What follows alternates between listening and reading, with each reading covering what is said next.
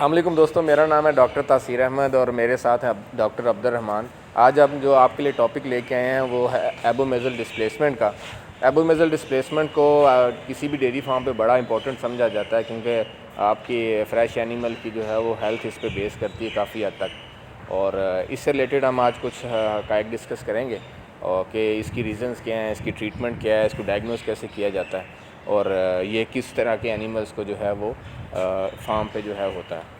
तो अगर हम स्टार्ट करें तो सबसे पहले एबोमेजल डिस्प्लेसमेंट होता क्या है, इसके बारे में बात करेंगे।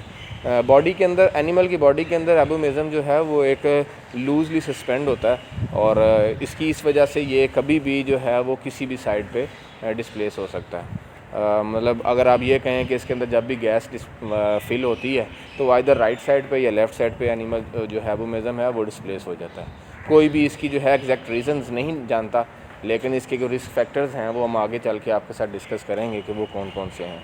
तो हम पहले डिस्कस करते हैं कि एबोमेजल डिस्प्लेसमेंट जो है वो कितनी तरह का होता है। एक तो है ये लेफ़्ट साइड पे डिस्प्लेस करे, जिसको हम LDA कहते हैं, ये लेफ़्ट एबोमेजल डिस्प्लेसमेंट कहते हैं। दूसरा है जो राइट साइड पे डिस्प्लेस होता है, उसे हम राइट एबोमेजल डिस्प्लेसमेंट या RDA का जो है ना वो नाम देते हैं।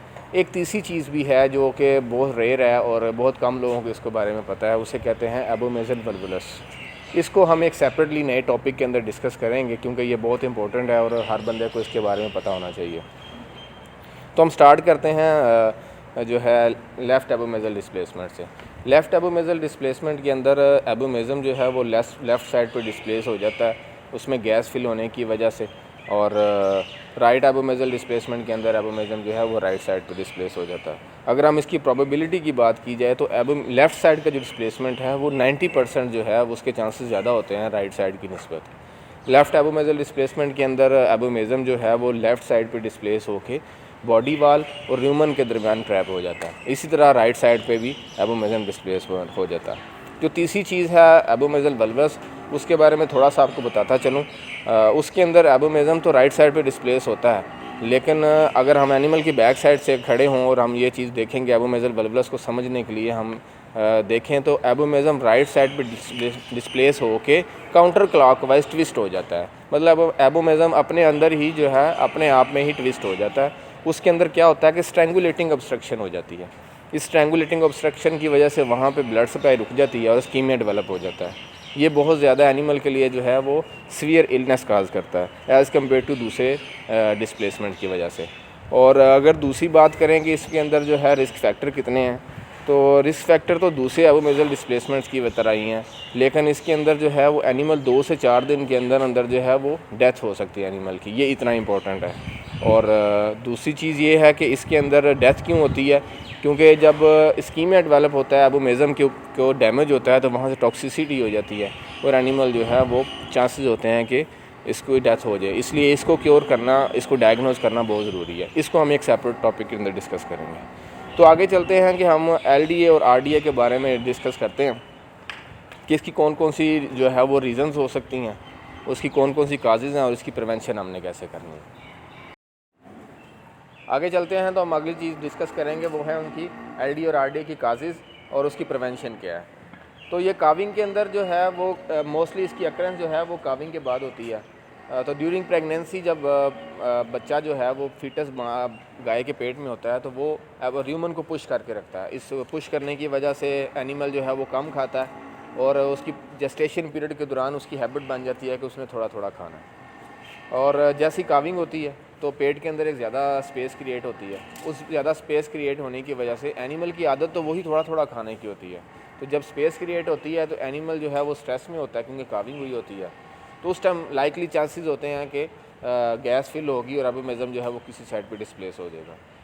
तो वैसे तो ये लैक्टेशन की किसी भी स्टेज पे जो है वो हो सकता है LDA और RDA, लेकिन इसके ज़्यादा चांसेस होते हैं काविंग के बाद 1 महीने के अंदर अंदर के। और अगर ड्यूरिंग प्रेगनेंसी LDA RDA है उसके भी चांसेस हैं। वो क्यों होता है? वो इसलिए हो सकता है कि एनिमल कभी ऑफ फीड हो गया, उसकी वजह से स्ट्रेस में आता है और डिस्प्लेसमेंट हो सकती है एबोमेजम की, या यूट्रस के अंदर जो फीटस है वो उसकी साइज़ की वजह से वो एबोमेजम को जो है वो अपनी जगह से डिस्प्लेस कर सकता है। दूसरी चीज़ आ जाती है कि फ्रेश काउ डिजीज़ जो हैं काविंग के बाद, जिसमें मट्राइटिस है, मिल्क फीवर है, RFM है, रिटेन फिटल मेम्ब्रेन है, उसके बाद दूसरी मेटाबॉलिक डिजीज़ हैं जिसमें कीटोसिस है, फैटी लिवर वगैरह, और मास्टाइटिस आ जाती है, सिंपल फीवर है। ये वो सारी डिजीज़ हैं जो कि एनिमल को स्ट्रेस की तरफ ले जाती हैं। जैसे कि मैंने पीछे डिस्कस किया कि स्ट्रेस की गुंजाइश ही नहीं है एनिमल के अंदर, और अगर स्ट्रेस आ जाए तो ये चांसेस हैं कि एबोमिज़म जो है वो अपनी जगह से डिस्प्लेस हो सकता है। और एक रीज़न ये हो सकती है। दूसरा है एनिमल का बॉडी स्कोर। कोशिश की जाती है कि एनिमल का बॉडी स्कोर जो है वो 3.5 से राउंड अबाउट हो जब काविंग होती है। जब भी एनिमल का बॉडी स्कोर ज़्यादा होगा तो चांसेस हैं कि एनिमल जो है वो काविंग के बाद नेगेटिव एनर्जी में जा सकता है, जैसे कि कीटोसिस है, तो उसकी वजह से चांसेस हैं कि ये एबोमेजल डिस्प्लेसमेंट हो सकता है। सेम इन केस जो है आप फैटी लिवर को डिस्कस करें तो वो भी एक चांसेस हैं कि वो एबोमेजल डिस्प्लेसमेंट हो सकती है। दूसरी चीज़ है हीफर्स के अंदर जो LD और RD आ जाता है, मतलब फर्स्ट लैक्टेशन वाले एनिमल के अंदर। उसके अंदर ये है कि जब आप अगर हाउसिंग को डिस्कस करते हैं तो उससे रिलेटेड ये रिस्क फैक्टर है कि आप काविंग के बाद फ्रेश पैन के अंदर जो आपके डल्ट एनिमल हैं, 3rd, 4th, 5th लैक्टेशन वाले और फर्स्ट लैक्टेशन वाले एनिमल को आप एक ही पैन में जब रखेंगे तो हाउसिंग स्पेस का इशू बनता है उनके लिए, वो वहाँ पे माइनॉरिटीज़ में आ जाती हैं और कुछ तो एनिमल उनको हिट करते हैं, जिसकी वजह से उनकी इनटेक जो है वो कदरे कम हो जाती है।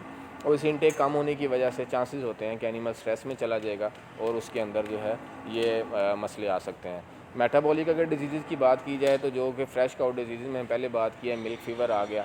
तो मिल्क फीवर की वजह से क्या होता है कि एबोमेज़म जो है वो एटोनिक हो सकता है और उसकी अपनी मोटिलिटी रुक जाएगी, तो जैसी गैस उसके अंदर फिलअप होगी तो वो डिस्प्लेस हो जाएगा। हाइपो कैल्सीमिया के अंदर मिल्क फीवर के चांसेस होते हैं। ये सारी रीज़न्स हैं। और दूसरा ये है कि आपने उनकी जो है वो काउ कम्फर्ट पे डिस्कस जो है बिल्कुल जो है आपने रिस्क नहीं लेना, काउ कम्फर्ट का बड़ा ख्याल करना है। इसके बाद फ्रेश एनिमल अगर लेमनेस के अंदर आ जाते हैं तो चांसेस है कि एबोमेजल डिस्प्लेसमेंट हो सकती है उसकी वजह से भी। और उसके बाद अगली चीज़ जो मैं आपको बताना चाह रहा हूँ वो ये है कि आपके जो फीडिंग पॉइंट ऑफ व्यू से बात ये है कि आपका प्री काविंग ना तो बिल्कुल कम कंसनट्रेट यूज़ होना चाहिए ना बहुत ज़्यादा, क्योंकि ये दोनों चीज़ें जो हैं आपको एबोमेजल डिस्प्लेसमेंट की तरफ ले जा सकती हैं। और अगली चीज़ ये है कि आपके क्लोज़अप राशन जो नियर टू काविंग वाला राशन है उसमें और फ्रेश एनिमल की जो राशन है उसके अंदर मिनिमम डिफरेंस होना चाहिए, कि ये ना हो कि आपकी काविंग राशन के अंदर डिफरेंस आए, फीड के अंदर बहुत ज़्यादा डिफरेंस आए, एनिमल की पैलेटेबिलिटी जो है वो इनटेक कम हो जाए, तो ये चांसेस हैं कि एबोमेजल डिस्प्लेसमेंट हो सकती है। दूसरी अगली चीज़ है कि आपने गुड क्वालिटी रेफ्रिजरेज जो हैं वो फीड में एंटर करने हैं और कोशिश करें कि TMR बेस जो है टोटल मिक्स राशन बेस जो है ना वो आप फीड यूज़ करें ताकि एनिमल की इनटेक बढ़ी रहे, एनिमल स्ट्रेस की तरफ ना जाए। और फ्रेश काउ डिजीज़ जितनी भी हैं जिसमें मेट्राइटिस, मिल्क फीवर वगैरह, इसको आप ख़त्म करें ताकि एनिमल के ऊपर ऐसा कोई स्ट्रेस ना हो। अगली चीज़ है मास्टाइटिस जो है, जैसे हम अगर आके एक साइकिल बनाएं तो काविंग के बाद मेट्राइटिस है, मेट्राइटिस से मास्टाइटिस हो सकती है, मास्टाइटिस की और मेट्राइटिस की वजह से आपको मिल्क फीवर भी हो सकता है। ये सारी चीज़ें आपस में इंटरलिंक्ड हैं। एनिमल का टेम्परेचर भी हो सकता है, ये सारी मिला के आपको एक जो है ना इन सब फ्रेश काउ डिजीज़ में से कोई एक डिजीज़ की तरफ ले जा सकते हैं। तो हमने कोशिश करनी है कि ये सारे वो हैं पॉइंट्स हम जो है ना वो अपने ज़हन में रखें और एनिमल को इन चीज़ों से बचाएं ताकि वो एबोमेजल डिस्प्लेसमेंट की तरफ ना आए। जैसा कि हम प्रिवेंशन को डिस्कस कर रहे थे उसमें मैं कुछ चीज़ें ऐड करता जाऊं। जो हेरिडिटी है यानी कि विरासत है उसका भी एक रोल है इस डिज़ीज़ के आउटकम के अंदर। तो हमें सीमन सिलेक्शन के टाइम पे ब्रीडिंग लाइन्स को बड़े क्लोजली देखना पड़ेगा। उसके बाद अगली चीज़ है कि हाई प्रोड्यूसिंग एनिमल, वो ब्रीड जिनके अंदर प्रोडक्शन जो है वो ज़्यादा है, जैसे कि ऑस्ट्रियन फ्रीजन है, ये उसकी मेनली बीमारी है। तो ये चीज़ें थी प्रिवेंशन की और उसकी रीज़न और काजेज़ की। अगली चीज़ है जो वो है इस बीमारी की डायग्नोसिस की।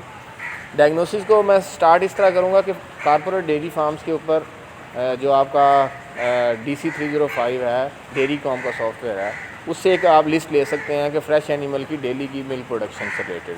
तो उसके अंदर आप डेली एनिमल्स को चेक करते हैं।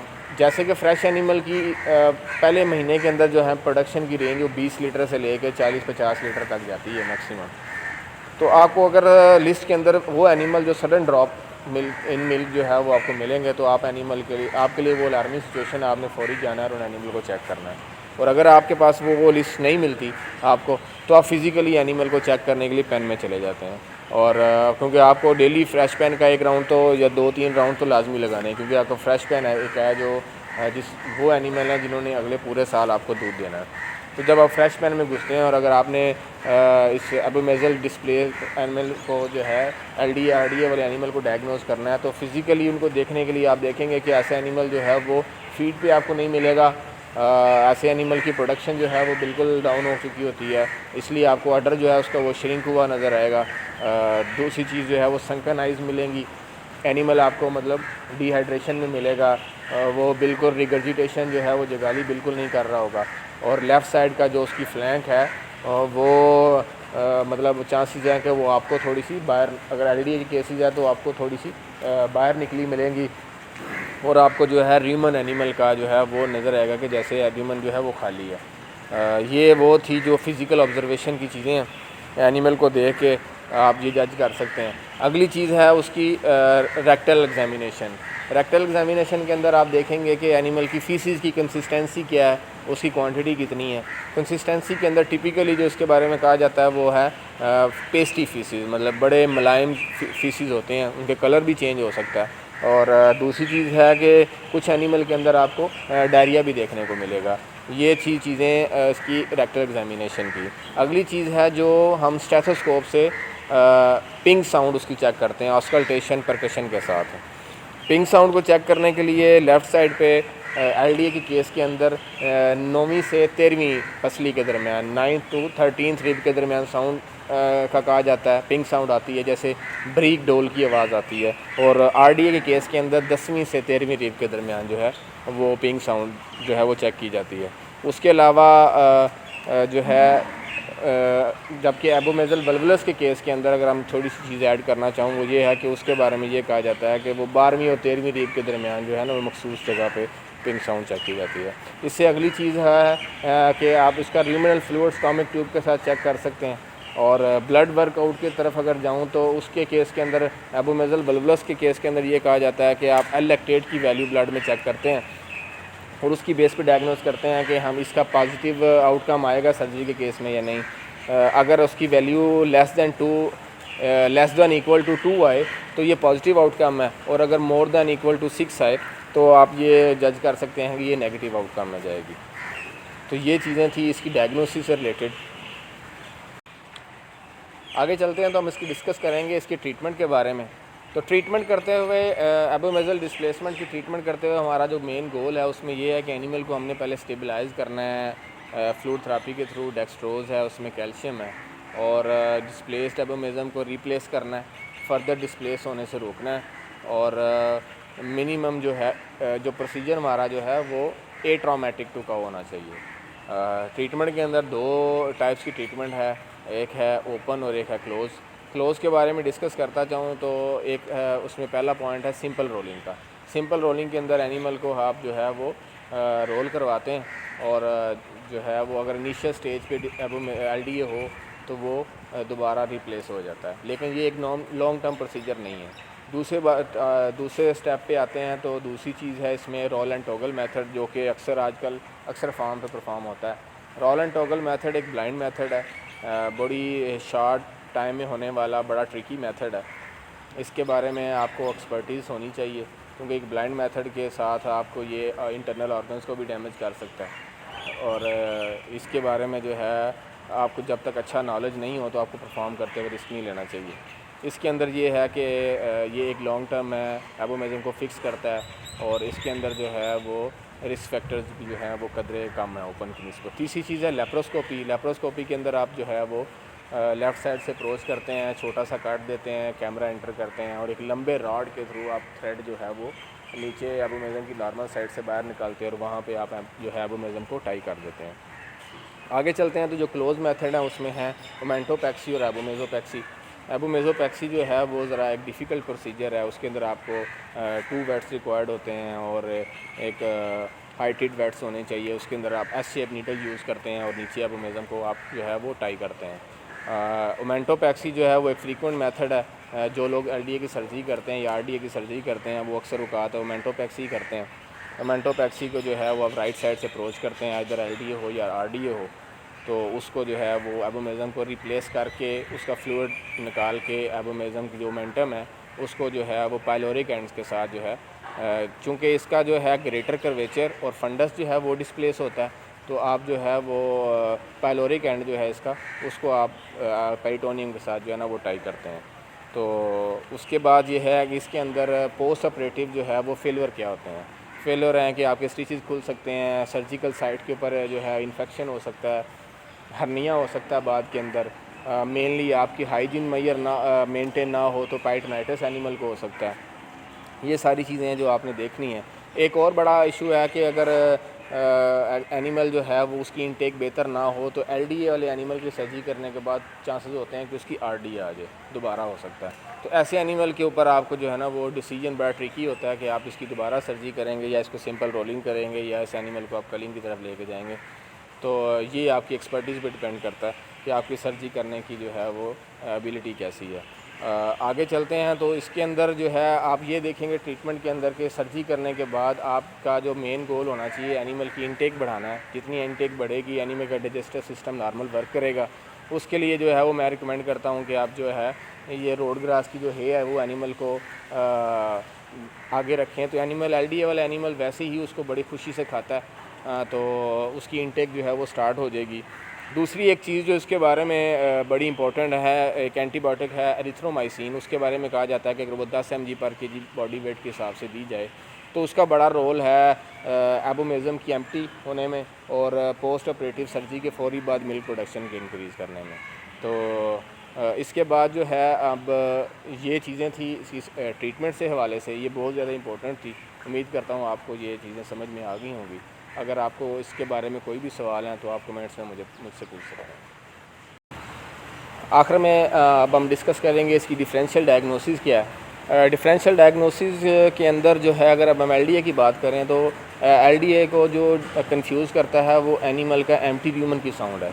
तो लेफ़्ट साइड से जो डिफरेंशियल डायग्नोस करना है वो हमने इसकी एम्प्टी ल्यूमन के साथ करना है। और अगर आरडीए के केस में बात की जाए तो आरडीए के केस के अंदर जो इसको डिफरेंशिएट डायग्नोसिस इसकी होगी वो होगी सीकल डायलेशन के साथ, गैस इन द रेक्टम के साथ होगी, डिसेंडिंग कॉलन, ड्यूडिनम और यूट्रस के साथ होगी।